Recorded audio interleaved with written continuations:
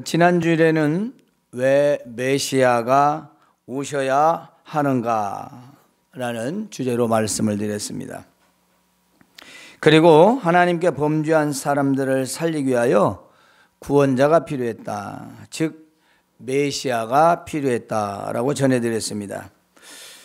오늘은 범죄한 인간에게 왜 하나님의 아들이 오셔야만 하는가, 죄를 지은 인류를 구원할 다른 방법은 없었던 것인가.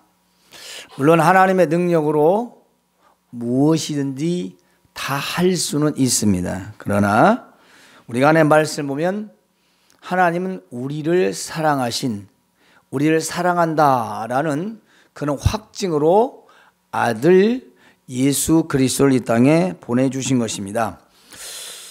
여러분, 우리가 어떤 사람의 새 물건을 망가뜨리면 어떻게 해야 되지요? 적당히 헌 것으로 변상해 줘야 하는가요? 아니면 새 것으로 변상을 해 줘야 할까요? 당연히 새 것으로 물어주는 것이 맞을 것입니다. 그런데 창조자 하나님께서 만드신 우리 조상 아담이 하나님께 용서받을 수 없는 죄를 지었습니다. 그래서 이는 완전 타락한 인간이 되었지요. 우리는 그의 자손들이고요. 이 죄를 해결하기 위해서는 죄를 짓지 아니한 새로운 새 사람이 필요했습니다. 즉 죄 없는 새 사람이 제물이 되어서 죽어야 그 죄를 용서받을 수 있었던 것입니다. 그런데 이 세상 어디에도 의인은 없고, 그래서 결국 하나님은 하나님이 친히 품속에 계신 아들을 이 땅에 보내신 것입니다. 다시 말씀드리면 범죄한 우리의 죄를 대속하기 위하여 하나님의 아들을 대속물로 보내신 것입니다. 왜 하나님의 아들을 보내셔야 하는가? 우리는 에덴 동산의 이야기를 늘 해야 됩니다. 하나님께서 사람을 만드시고 그 에덴 동산에서 영원히 행복하게 살게 하셨죠. 그런데 죄를 지은 이후로는 이제는 제한된 삶을 살아야 했습니다. 즉 수명도 제한을 받았고요. 결국 에덴 동산에 살지 못하고 쫓겨나게 되었습니다. 이제는 영원히 살 수 없을 뿐더러 이제는 사람이 할 모든 수고와 고통의 삶을 살다가 늙거나 병들어 죽음을 맞이하게 되었습니다. 그리고 더 중요한 것은 하나님의 명령, 주의 말씀을 듣지 않았기 때문에, 거역하였기 때문에 지옥이라는 형벌을 받아야 되었던 것입니다. 따라서 이러한 죄인을 살리기 위하여 누군가 제물이 되어야 했습니다. 하지만 인간 스스로 죄인이라 감히 하나님의 속죄의 제물이 될 수가 없었습니다. 결국 하나님께서는 아들을 이 땅에 보내시어 인류를 구원하기로 하고, 이제 하나님의 아들을 구원자로 이 땅에 보내시는 것입니다. 따라서 우리에게 다가오신 그분은 메시아요, 하나님의 아들이시며 인간의 죄를 대속할 대속물로 오셔야만 했던 것입니다. 그러면 구약시대에는 죄를 어떻게 용서받고 살았을까요? 레위기 4장에 있는 말씀을 보면 이렇습니다. 인간이 하나님 앞에서 계명 하나라도 부지 중에 범하면, 이 부지 중에란 말 중에요, 알고 짓는 건 말할 것 없어요. 모르는 상태에서 어겼을지라도, 허물이 있을지라도 그걸 모르고 있다가 스스로 깨닫게 되면 그렇습니다. 자신의 잘못이 무엇인지 모르다가 내가 이거 잘못했구나 라는 것을 깨닫게 되면 이제 그 백성은 제물을 가지고 속죄제를 드려야 했습니다. 그러니까 속죄제를 드리려면 먼저 가장 중요한 것이 뭐냐면 죄인이 자기 죄를 깨달아야 했던 것입니다. 좀 요즘으로 말하면 자수죠. 자수. 그러니까 내 죄를 모르면, 내 죄를 인정하지 않으면, 불복하면 계속 항소하듯이 난 죄가 없다, 그게 무슨 제물을 드리겠어요. 그러니까 하나님의 백성으로서 살다가 율법을 지키며 살다가 오늘 부지중에 내가 잘못했네?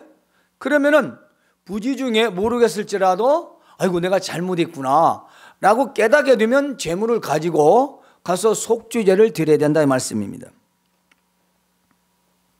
그러니까 이 속죄제에서 가장 중요한 것은 자기 죄를 깨달아야 된다는 것입니다. 자기 죄를 모르고 제사를 드릴 수가 없다는 것입니다. 즉 제물이 먼저가 아니라 자기 자신의 죄를 정말 깨닫게 될 때 그 제물과 함께 속죄 제사를 드릴 수 있게 되었던 것이죠.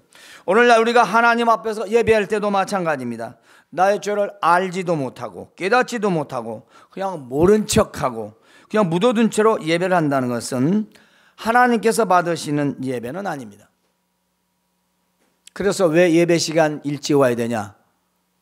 혹시라도 내가 예배 이전에 내가 하나님 앞에 충한 죄나 혹은 경한 죄라 할지라도 하나님 앞에 나를 보여야 되는데 회개하는 마음으로 회개하고 돌이키는 마음으로 기도하고 하나님 앞에 회개 기도하고 여기서 용서를 받고 그리고 사실 예배를 참여하는 것입니다. 그냥 후다다다다 와가지고 막 순서에 맞춰서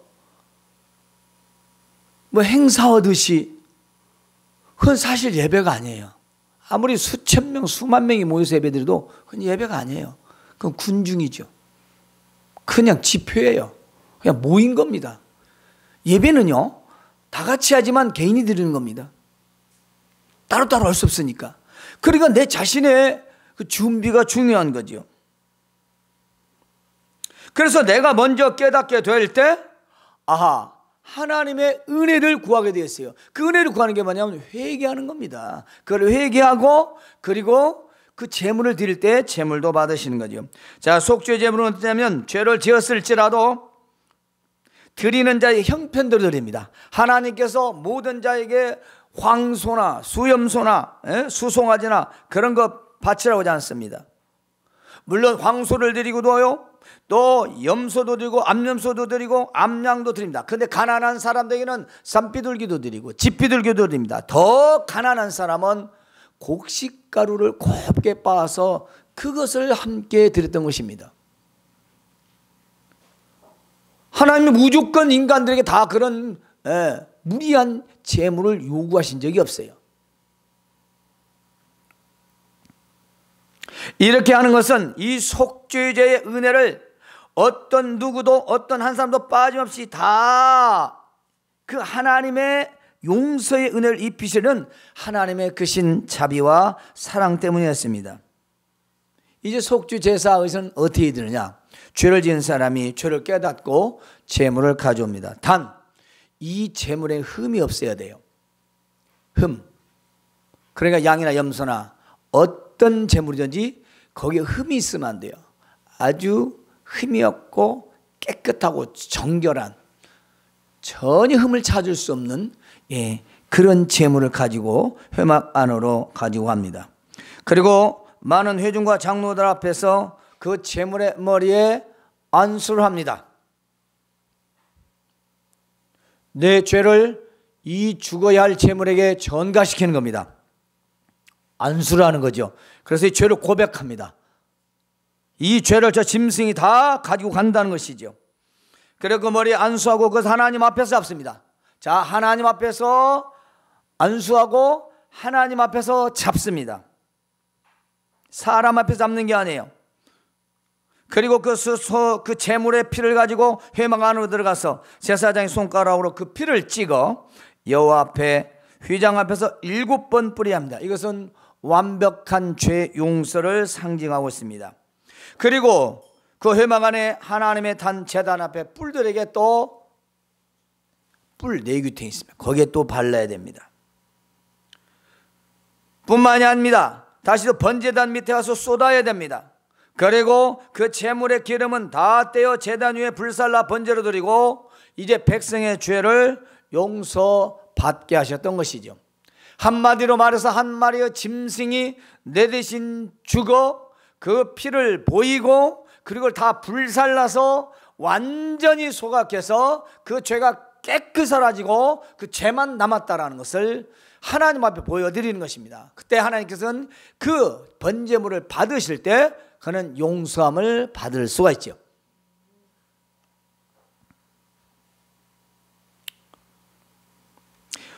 신약 성경에서는 이렇게 말씀하고 있습니다. 과거 구약시대의 짐승의 피로도 이와 같이 죄와 허물과 부정한 자를 거룩하게 하였는데 하물며 영원하신 하나님의 아들이신 예수 그리스도의 피가 너희 죽은 양심과 행실을 깨끗하게 할 수 없지 않은 말이냐. 짐승의 피로도 너희가 용서를 받고 살았는데 하나님의 아들 그리스도의 피로 너희가 깨끗하지 않을 수 없지 않느냐고 말씀해요. 깨끗해질 수밖에 없다는 것입니다. 그렇게 깨끗해진 너희가 하나님을 섬기지 못하겠느냐? 아니, 하나님을 섬기지 못하게 하겠느냐? 그 다른 말로는요, 예수 그리스도의 피를 믿는 자는, 예수님의 구원을 믿는 자는 하나님을 섬길 수밖에 없다는 것입니다. 누가 섬기라 마라 그게 아니에요. 누가 봉사하라 마라 그게 아닙니다. 헌신하라 마라가 아니에요. 이 말씀을 뒤집어 히브리서에 있는 말씀을 뒤집으면 예수 그리스도께서 나를 위하여 십자가에서 죽으신 걸 믿고 나를 위해 피를 흘리셨구나 라고 믿으면 하나님을 섬길 수밖에 없다는 것입니다.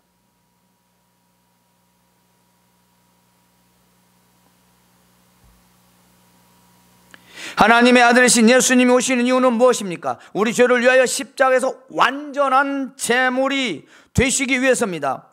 즉 대속물이 되시러 오시는 것이죠. 그럼 대속물이 뭐냐면요, 옛날에 포로나 노예를 돌려받기 위해서 그 지불하는 대가를 말합니다. 그러니까 몸값이죠. 그 노예가 자유함 얻으려면 누군가는 그에게 대가를 지불해야 됩니다. 몸값을 지불해야 돼요. 때문에 예수님은 죄의 노예가 된 우리를 해방시키려고 자기 생명을 대신하여 내어놓으시다. 다른 옛날 성경은 속전이라고 합니다. 속전.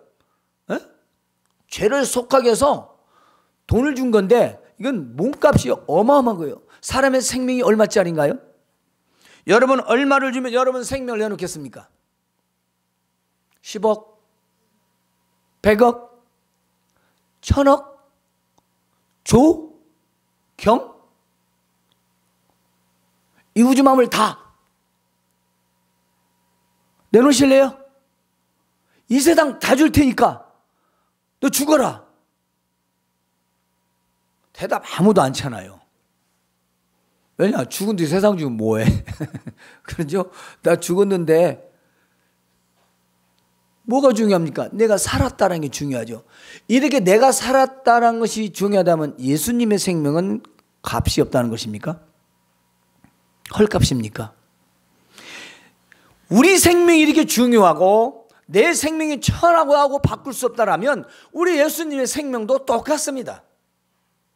사람의 몸을 입고 오신 그분이 어찌 죽음을 기뻐할 수 있겠습니까? 그러나 우리를 살리시려고, 우리를 죄의 노예에서 해방시키려고 그분이 우리의 대신 십자가에서 자기 생명을 놓으시고 우리의 대속물이 되어주시고 우리의 죄를 사하여 주셨던 것입니다. 그러므로 우리가 왜 하나님의 아들이 오셔야 되냐 이 말이에요. 사람은 제물이 될 수 없다는 거죠. 인간은 다 타락해서 죄인이라서 어느 누구도 제물이 될 수가 없어요. 아무리 여러분이 깨끗이 씻고 마사지를 받고 저 어떤 분이 맞는 주사를 맞아서 배국 주사를 맞고 해도 필요가 없어요. 그렇게 아무리 예쁘게 꾸미와도, 그리고 십자가에서 여러분이 스스로 매달려도 죄를 용서받을 수 없습니다. 왜냐? 우리는 아담과 하와의 후손이라서 죄가 다 몸속에 있어서 우리는 제물이 될 수 없어요. 흠집이 났는데 어떤 걸로? 새 것이 묻어야 되는데 어떤 걸로 드려야 됩니까? 하나님에서 완전한 완벽한 하나님의 창조물 사람이, 그렇게 선했던 인간이 하나님 말씀 불순종해서 더러워지고 타락해지고 다시 쓸모가 없는데 누가 대신해야 됩니까? 사람은 대신할 수 없어요. 그래서 하나님의 아들이 오셔야 했던 것입니다. 우리가 죄 가운데 살아간다는 말은 우리의 생각대로 살아간다는 것을 말합니다. 여러분 그러죠? 내 생각에 그 생각이 어떤 생각이냐는 건 매우 중요합니다. 그 생각이 여러분을 사로잡기 때문인 것입니다. 아담과 하와도 자기 생각에 선악과를 먹어도 괜찮을 거라 생각해서 먹었기 때문에 그 죄를 진 거예요. 여러분이 하는 모든 생각과 판단은요, 바로 사람의 생각입니다. 그것이 뭐냐면 죄의 노예예요. 어쩔 수가 없어요. 우리는 사람의 생각에 계속 끌려가는 거예요. 그러니까 그 사람의 생각에서 우리를 벗어나서 그 죄로부터의 해방을 시키기 위하여 예수님이 십자가에서 죽으신 것입니다. 바로 그러한 대속물이 되어주시려고 완전하고 완벽한 하나님의 아들이 이 땅에 오셨다는 것이죠. 오늘 이것을 우리는 간략하게 세 가지로 생각을 해봅시다. 왜 하나님의 아들이 오셔야 되는가? 세 가지. 그것은 꼭 잊지 마세요. 첫 번째, 약속대로 모든 사람에게 자기를 대속물로 주시기 위함이다. 약속의 대속물. 그러니까 이것은 그냥이 아니라 이미 하나님께서 창세기 3장 15절로부터 약속하신 구약 전체에 있는 그런 약속의 말씀대로 오셨다는 것입니다. 무엇으로? 대속물로. 그러니까 예수님이 오신 것은 십자가에 죽으시고 우리를 구원하시기 위하여 오신 것입니다. 우리가 예수님을 믿고 잘 먹고 잘 사는 건 그 다음입니다. 그것이 먼저가 아니에요. 내 문제 해결이 먼저 아니라 내가 정말 예수님의 피를 믿고 내가 회개하고 정말 새로운 사람이 되었는가가 더 중요한 것입니다. 근데 우리는 그게 있지 않습니다. 무슨 성탄절만 되면요, 우리 인간의 축제예요. 그리고 자신은 돌아보지 않습니다. 자신의 죄를 안 돌아봐요. 마치 어떤 분 같이 230만 명이 소리를 쳐도 말입니다, 아직도 끔찍도 않는 분도 있잖아요. 내가 뭘 잘못했냐 이거죠. 비난하는 게 아니라 그래요. 절대 3차 담화를 봤어도 나는 본인이 잘못했다 소리는 절대 아닌 것 같아요. 아무리 봐도. 우리가 그런 분을 비난할 수 있을까요? 우리는 1년 365일 12월 25일 예수님 탄생, 제가 지금 하기 전에 4주 전부터, 저희 5주 전부터 말씀을 지금 전하고 있습니다. 예수님에 대해서 우리가 진짜 신앙이 뭐냐는 거죠. 왜 하나님의 아들 그분이 오셔야 되는가? 그래요. 예수님은요, 인류의 평화, 사랑, 그거 다 좋아요. 그보다 먼저 죽기 위해서 오셨어요. 죽기 위해서. 십자가에서 죽으시려고. 누구 죄 때문에? 저와 여러분의 죄 때문에. 에? 우리가 얼마나 잘났습니까? 다 죄덩어리입니다. 그럼에도 불구하고 우리를 위해 죽으시려고 오신 것입니다. 우리가 이 사실만 한번 생각해 봅시다. 그분 때문에 우리가 무슨 영화를 누리겠다고 하는 건, 이건 정말 우리가 기본적인 신앙 자세가 안 돼 있는 거죠. 예수님 우리가 부귀영화를 주려고 오셨습니까? 근데 모든 사람들이 다 예수님에서 부귀영화를 꿈꿔요. 그건 그 다음입니다. 부귀영화는 그 다음이고, 왜 하나님의 아들이신 그분이 와서 고난을 겪고 왜 십자가에 죽으셔야만 했는가? 바로 내 죄, 이 나의 엄청난 용서받지 못할 이들을 대신해서 죽으시려고 이 땅에 오셨음을 꼭 기억하시길 바랍니다. 두 번째는요, 완전한 제물의 보배로운 피가 되시기 위해 오셨습니다. 즉 보배로운 피, 값진 피. 이 피가 우리 몸에 있는 DNA 피를 말하는 게 아니지 않습니까? 이건 흘릴 수 없는 피, 아니 다시는 흘리지 못할 피. 예수님 피에 우리와 뭐가 다르겠어요? 뭐 혈액형이 다 비슷하겠죠. 굳이 말하자면 그 예수님의 피는 우리의 피와 달라서가 아니라 그분의 피는 흘릴 수 없는 피라는 것이요. 어떻게 하나님의 아들이 이 땅에 와서 죽어야 되는 것입니까? 베드로전서 1장 18절에서 19절에 있는 말씀을 보면은요, 너희가 알거니와 너희 조상이 물려준 헛된 행실에서, 죄악된 행실에서 대속함을 받은 것은 은이나 금같이 없어질 것으로 된 것이 아니요, 이 말은 어떤 물질, 황금, 재물로 된 것이 아니요, 오직 흠없고 점없는 어린 양 같은 그리스도의 보배로운 피로 된 것이니라. 아멘. 그리스도의 피 때문에 우리는 오늘날 하나님의 자녀가 된 것을 믿으시길 바랍니다. 내가 믿어서가 아니라 그분의 피 때문인 거예요.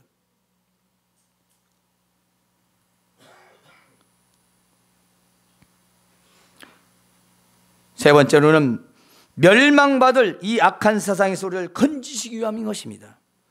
갈라디아서 1장 4절에 그리스도께서 하나님 곧 우리 아버지의 뜻을 따라 이 악한 세대에서 우리를 건지시려고 우리 죄를 대속하기 위하여 자기 몸을 주셨으니, 우리가 예수님을 믿는다라는 게 그냥 주여 하면 이거 아니에요. 사실은 우리의 용서받지 못할 죄, 더러운 죄, 이전에 모든 죄를 용서하시고 그럼에도 불구하고 우리를 자녀 삼아 주셔서 원래 하나님 나라라, 하나님 나라로 가게 하시고 우리는 감히 부르지 못할 하나님을 아버지라고 부르고 있지 않습니까? 요즘에 어떤 데서는 아바 그런 데가 있대요. 어떤 교회도 왔대요. 당장 나가 쫓아요. 저거 안 어떤 교회에서 배웠다고 그래요. 아바 그러는 기도를 한대. 네? 나쁘지는 않은 건데 왜 그런지는 모르겠어요. 그게 한국말 놔두고. 우리를 구하시는 것은 하나님 아버지의 뜻이라는 것입니다. 그리고요, 이 악한 세상에서, 멸망받을 세상에서 바로 우리를 건지시려고, 그 죄에서 우리를 건지시려고 자기 몸을 주시다 했어요. 그러니까 예수님이 오셔야 할 목적은 우리를 멸망받을 세상에서 건지시려고 오셨다는 것입니다. 왜 예수님이 이 땅에 오셔야 하는가? 왜 하나님의 아들이 오셔야 되냐? 그렇습니다. 우리를 대속물로 주기 위하여, 우리를 위해 대속물을 주기 위하여, 우리를 위하여 보배로운 피를 흘리기 위하여, 그리고 우리를 저 멸망받을 세상에서 구원하시기 위하여 바로 하나님의 아들이 오셨다는 것입니다. 우리는 너무 그냥 쉽게 생각하는 거죠. 너무 그냥 믿으니까. 온 우주 어디에도 죄인이 아니한 사람은 한 명도 없습니다. 로마서 3장 10절에 보면 의인은 없나니 하나도 없다고 기록하고 있습니다. 때문에 우리 인간은 스스로 자기 죄를 해결할 수가 없게 된 것입니다. 그런데 하나님께서 우리를 사랑하셔서 자기 품속에 있는 아들을 땅에 대속의 제물로 보내신 것입니다. 그날을 우리는 12월 25일이라고 정했습니다. 물론 그날이 정확하지는 않습니다. 그러나 그렇게 정했습니다. 왜냐? 오신 건 확실하니까. 그리고 우리는 아들이신 예수님의 탄생을 기뻐하고 즐거워하며 축하하는 것입니다. 고린도후서에 있는 말씀 보면 하나님이 죄를 알지도 못하신 이를 우리를 대신하여, 그렇습니다. 하나님이 죄도 알지도 못하는 이 자기 아들을, 누구를 왜? 우리를 대신하여 죄로 삼으신, 죄로, 죄인으로 만든 거예요. 예수님을 죄인으로. 그 말은 죽게 하셨다 그 말입니다. 사람의 몸을 모시다는 거예요. 우리를 대신하여 죄를 삼으신 것은 우리로 하여금 그 안에서 하나님의 의가 되게 하려니와 우리가 깨끗해지기를 하나님 원하신 바 되기 위해서 자기 아들을 보내서 우리 죄를 속죄하고 하나님의 그 의를 우리에게 입게 하셨다는 것입니다. 덧입은 거죠. 덧입은 거예요.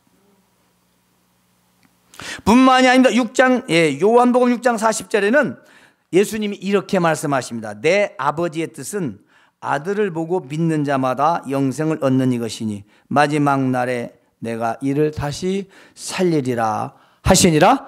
아멘. 그렇습니다. 하나님 아버지의 뜻은 뭐냐? 아들, 나를 보고 믿는 자마다 영생을 주신다는 것입니다. 그러기 위해서 오셨대요. 우리가 예수님 믿는 목적만큼은 확실히 합시다. 그 다음에 여러분의 삶의 고통의 문제를 하나님 앞에 토로하시기 바랍니다. 먼저 이 은혜를 기억해야죠. 이 은혜는 기억하지 않고 내 원하는 것만 계속하는 것은 그분의 십자가의 은혜를 우리가 무시하는 것입니다. 여러분이 무슨 기도를 하든지, 개인 기도인지 동성 기도인지 어떤 기도인지 이 하나님의 우리를 위해 십자가에 주신 이 은혜만큼은 빼놓지 말고 여러분이 꼭 기도를 해야 돼요. 우리를 죄에서 살려주신 은혜를 감사합니다. 내 죄를 용서해서 내가 천국 가게 된 걸 감사합니다. 내가 하나님의 자녀인 걸 감사합니다. 이것은 여러분이 마음에서 결코 떠나서는 안 됩니다. 왜? 하나님의 아들이 내 대신 죽었기 때문인 것입니다. 여러분 누굴 위해서 손가락 한 도망이라도 내놓을 수 있어요? 여러분 누구나 발목 하나 잘라서 줄 수 있습니까? 헌혈도 않잖아요. 헌혈도. 그런데 우리는 헌혈이 아니라 온몸을 다 받고 그분의 살과 피를 찢김을 고난을 내 대신 당하셨는데 우리가 그걸 잊어버리면 자꾸 사람의 생각, 이 머릿속에서 계산되고 악한 생각만 나는 겁니다. 이제 왜 하나님의 아들이 오셔야 했는가? 인간이 하나님께 지은 죄를 용서받으려면 사람 중에 죄 없는 완전한 사람이 필요했습니다. 로마서 5장 8절에 우리가 아직 죄인되었을 때에 그리스도께서 우리를 위하여 죽으심으로 하나님께서 우리에 대한 자기의 사랑을 확증하셨느니라. 그래서 하나님의 아들이신 예수 그리스도를 보내신 것입니다. 첫 번째, 모든 사람의 죄를 대하여 대속물로 되시기 위해서 오셨다고 했습니다. 두 번째는 완전한 제물의 보배로운 피가 되시기 위하여 있었습니다. 세 번째는 멸망받을 악한 세상에서 우리를 건지시기 위하여 오셨습니다. 그러면 우리를 사랑하신 하나님께서 아들이신 예수님을 내 죄를 위하여 십자가에서 대속물로 주셨고, 나를 위하여 보배로운 피를 흘리셨고, 나를 멸망받을 이 약한 세상에서 구원해 주신 이 놀라운 은혜를 늘 기억하고 하나님께 감사하는 삶을 살아가실 주님의 이름으로 축원합니다. 하나님